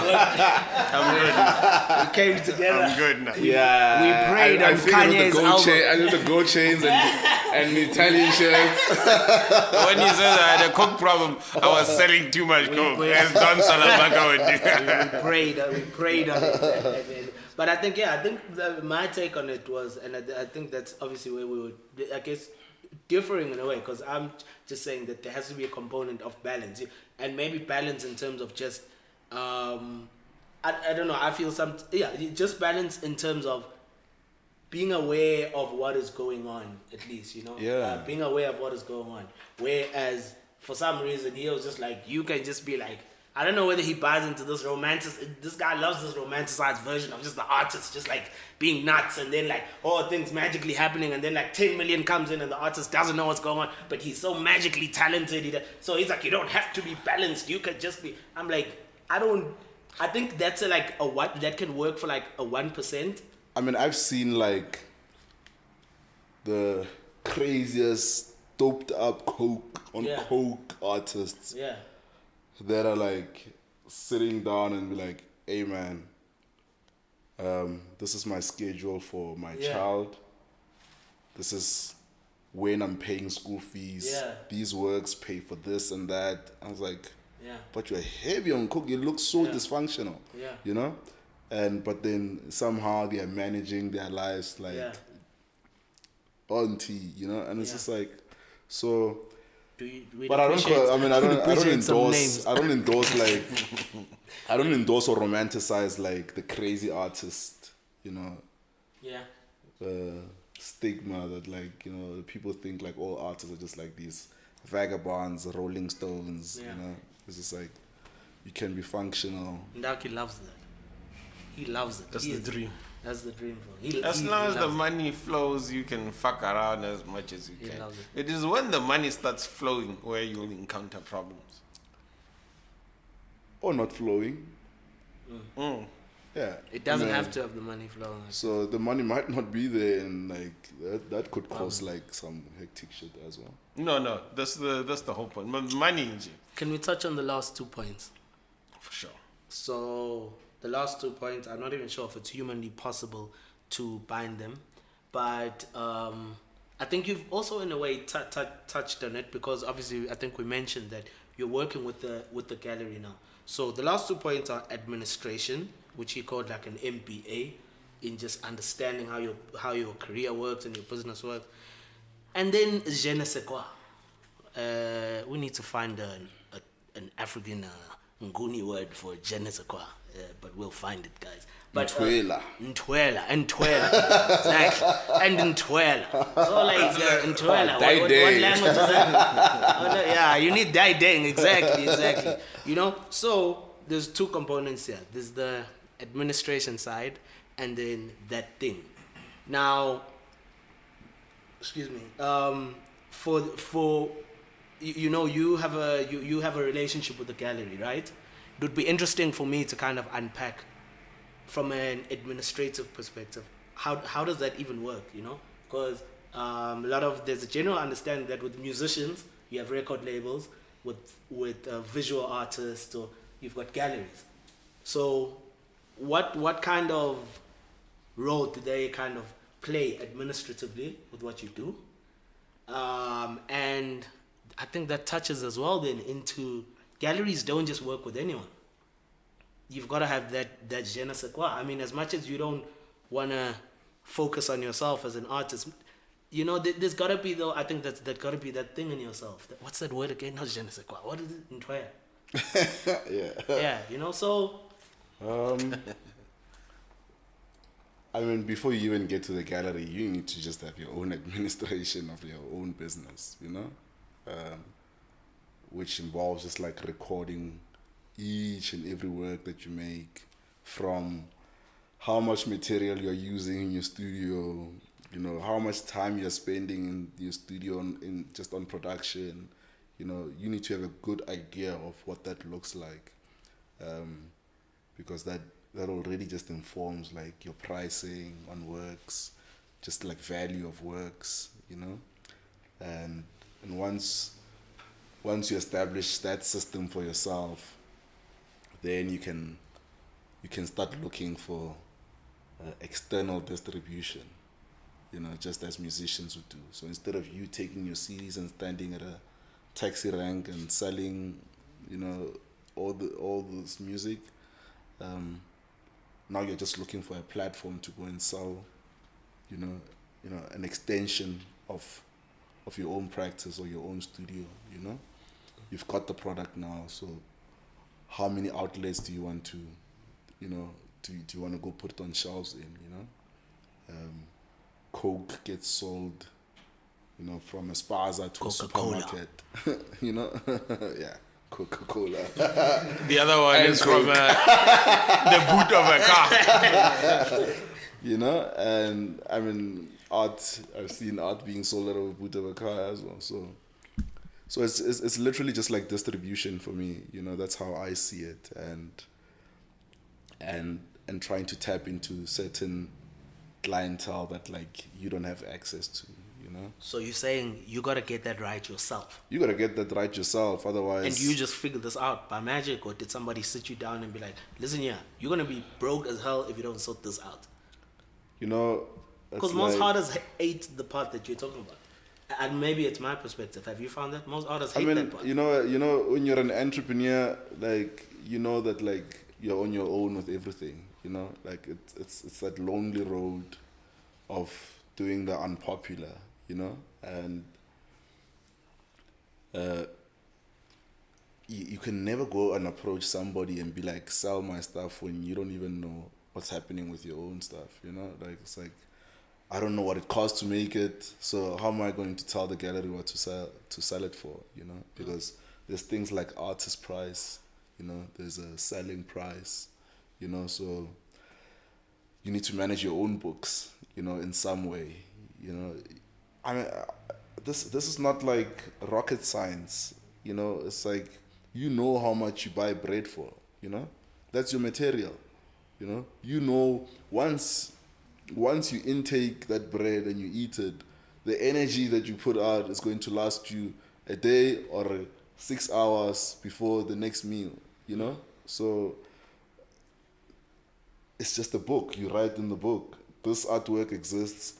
It went wherever. I borrowed it to so-and-so for a week. It's going to come back at the end of the month. I sold it for this much. I take out the material fee. I pay myself, you know, and then this is how much I'm going to invest back into the next work, you know.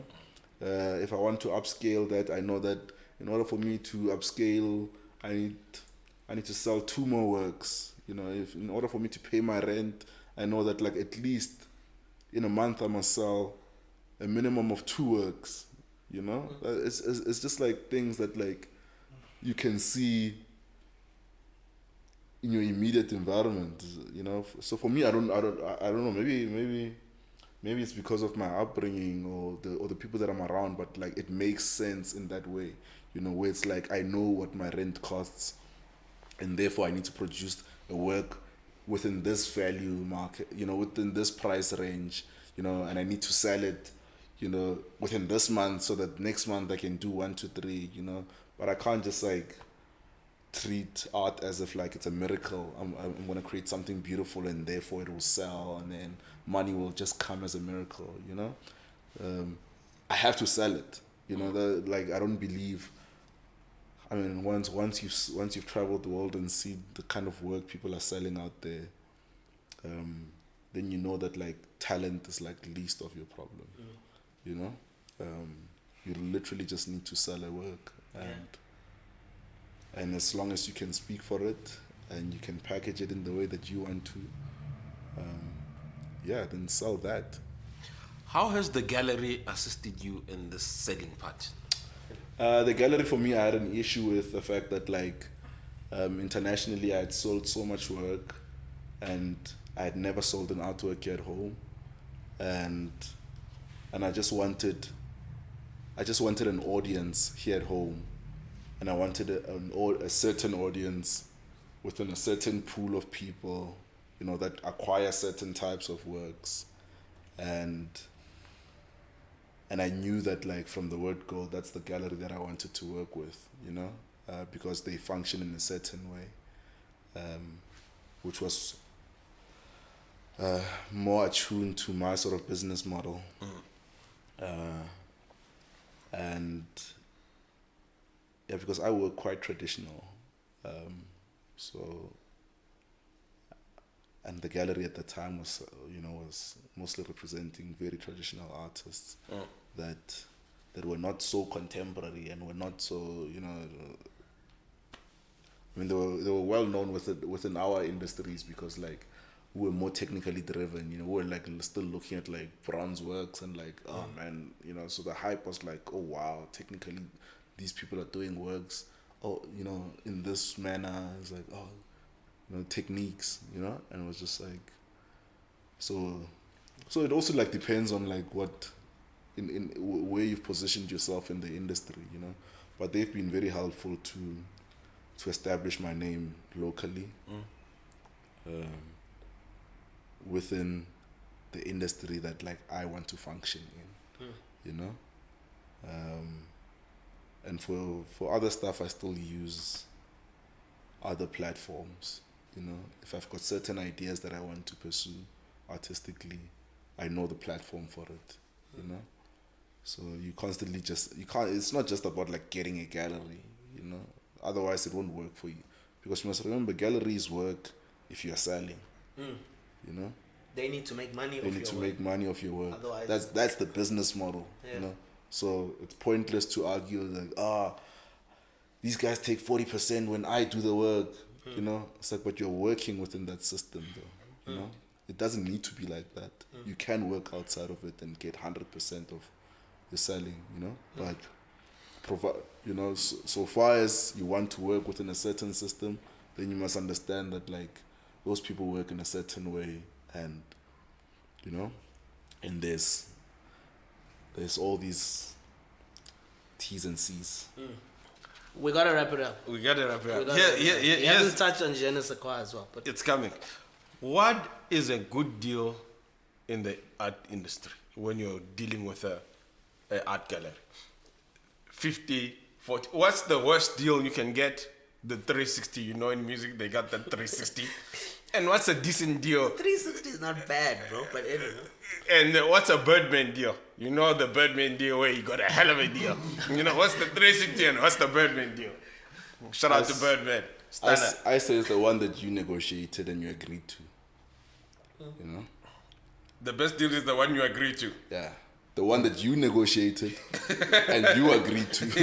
So you must sleep with it. Yeah. But I hear of guys they always say be faithful to the nightmare of your choice. You know? I've never heard that. That's a bar. That's a soundbite. Because we might change the show. Be faithful to the. You must always be faithful to the nightmare of your choice, because, like, you know, people act like they are not negotiating these deals, you know?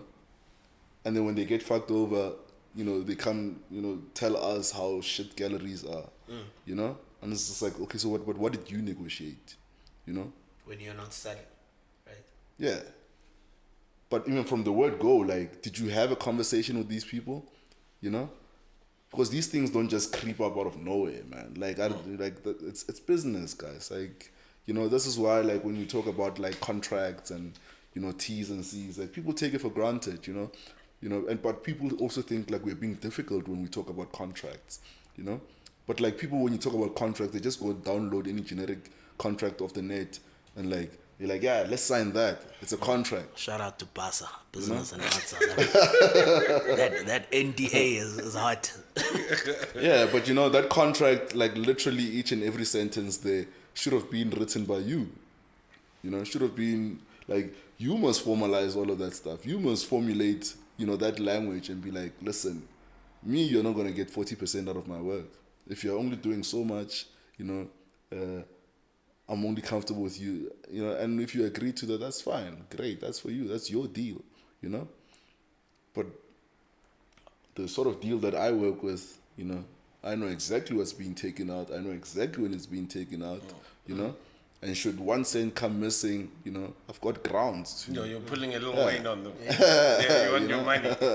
So, like, just negotiate your deals proper, man. Like, it's a whole it's a conversation, like, you know, and you're constantly negotiating because you're constantly growing, you know. For sure, man. Yeah, just be knowledgeable about.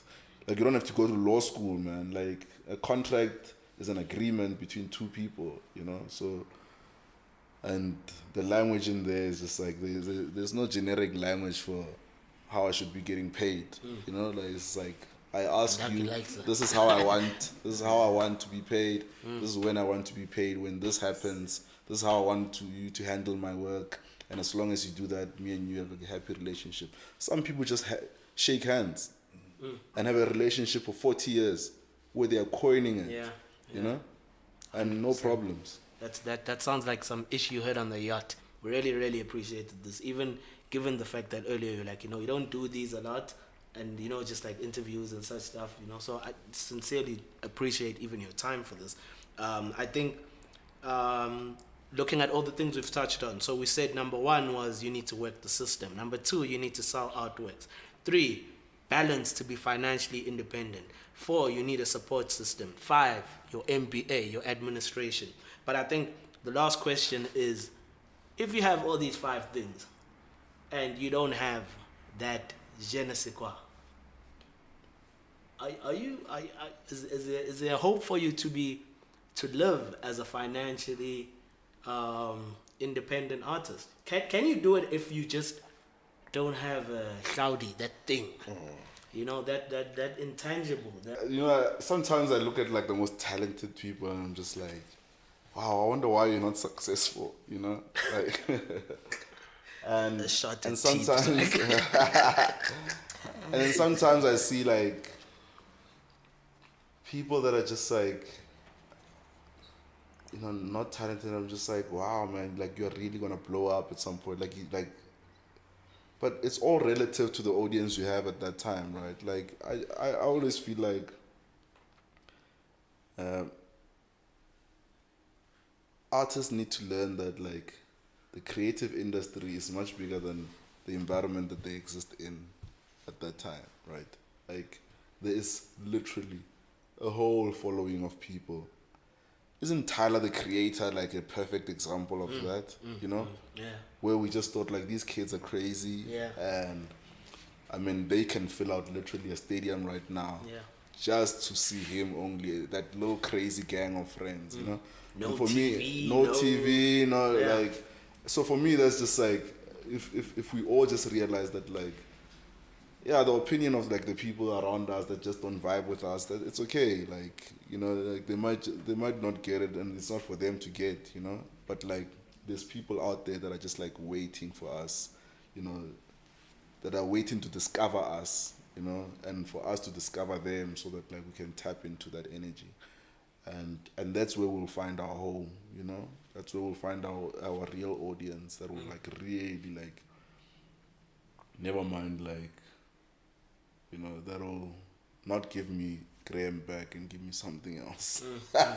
You know, so it's just like we need to like move out of, you know, our immediate environments, you know, to find, we need to have the courage to like move out of our own environments, because that comfort, you know, I was talking to somebody who was talking about like how we think, you know, we as South Africans think like some of the foreigners come into our country because they like the aesthetic of our country and the way we live here, you know, and how liberal we are.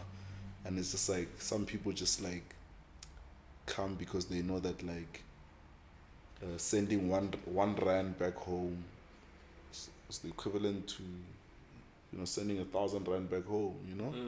Just like, so the economy for them is like the biggest driving issue, you know. Never mind what you guys have here in South Africa, you know. Like people are just like focused on the economy, and so it's just like even our stories, you know. It's just like you wonder why people can be like, yeah, but like why don't black people buy your work? The stories are too close to them, you know. Like my work, that narrative is way too close. It's something they hear every day of their lives, you know. It's not an epiphany for them, you know. And there's people that like hear these stories and they're like, you know, and it really hits home for them, like wow, you know. And That's hard. so we just need to like learn to like move outside of our comfort zones, and you know, the audience is there. The world is so big, man. Like there's no way like you are not gonna be successful just because in South Africa they don't vibe with your work, you know. Exactly. I think that's why I'm feeling to blow up in India. There's a billion niggas in India. Those are my people. I'm coming. Punjabi. Pune, Mumbai. I'm coming, nigga. Indian Joe. I think that you've actually got all these down to the sea. I think you got the Genesis Qua. I think you got the administration. I don't think you've got no. Well, we put your support system.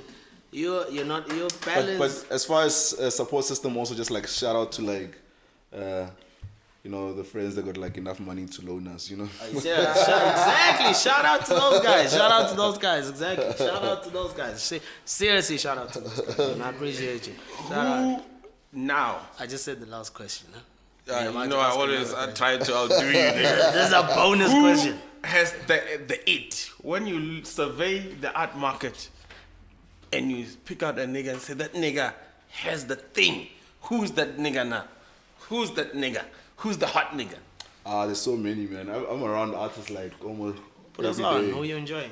Like, Put us on. I really enjoy Michael Selikane. I enjoy Nhlanhla Nhlapo, Themba Khumalo, sculptors. There's this guy Noah coming from Pretoria. Okay. He's like, for me, he reminds me of Jacomenti, but like, yeah, Luandi Sonjaha. I don't know where he is now, but like, damn, like, there's so many talented guys that are just like. Any females moving you right now? Outside of Nadia Nakai, but like, who, you know, who else you think is dope? Who else you think is dope?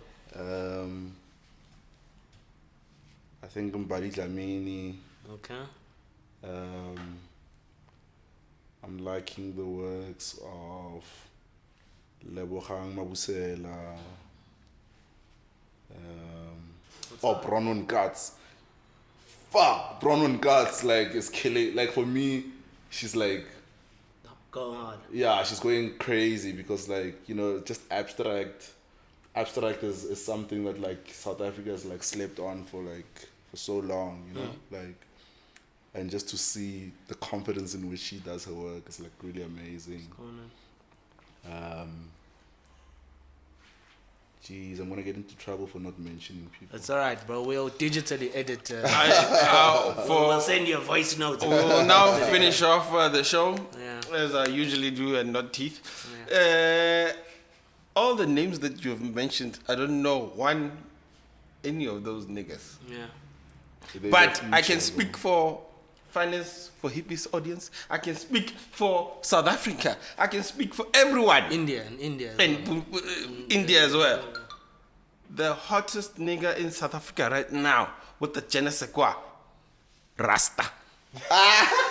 Yo. There is no nigga Rasta is killing it. who is moving us like a Rasta. We actually have to close the show. You because gotta you get know- Rasta on the show because we trying, mean- man. We're really trying. We're really like Rasta. we really are trying. Hopefully we'll be able to do it. But like if you have content, we really would love to get him Rasta. on the show because he's right about it. But Rasta.